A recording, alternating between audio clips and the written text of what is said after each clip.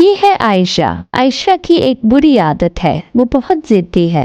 اگر اس کی کوئی بات نہ مانی جائے تو وہ رونا شروع کر دیتی ہے، چیزیں پھینک دیتی ہے اور سب سے ناراض ہو جاتی ہے۔ ایک دن عائشہ اپنی امی کے ساتھ بازار گئی۔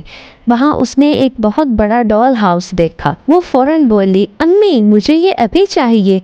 امی نے نرمی سے کہا، بیٹا ابھی ہمارے پاس اتنے پیسے نہیں ہیں، بعد میں لے دیں گے۔ لیکن عائشہ ضد کرنے لگی، وہ زور زور سے رونے لگی اور زمین پر بیٹھ گئی۔ لوگ انہیں دیکھنے لگے۔ امی کو بہت شرمندگی ہوئی، مگر پھر بھی انہوں نے صبر کیا اور عائشہ کو گھر لے آئیں۔ گھر آ کر عائشہ ناراض ہو کر اپنے کمرے میں چلی گئی۔ تھوڑی دیر بعد اس کی دادی اس کے پاس آئیں اور پیار سے بولی، بیٹا ضد اچھی بات نہیں ہوتی، ضدی بچے آہستہ آہستہ سب کے دل سے اتر جاتے ہیں۔ دادی نے پھر کہا، جو بچے صبر کرتے ہیں اور بڑوں کی بات مانتے ہیں، اللہ انہیں زیادہ پسند کرتا ہے۔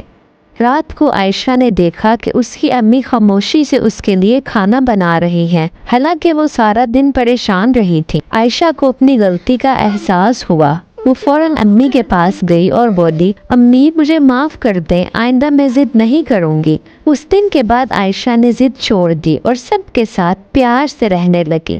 تو پیارے بچوں، ضد کرنے سے محبت کم ہوتی ہے، جبکہ صبر اور اچھے اخلاق انسان کو سب کا پسندیدہ بنا دیتے ہیں۔ Please like and subscribe Nigar Kids World.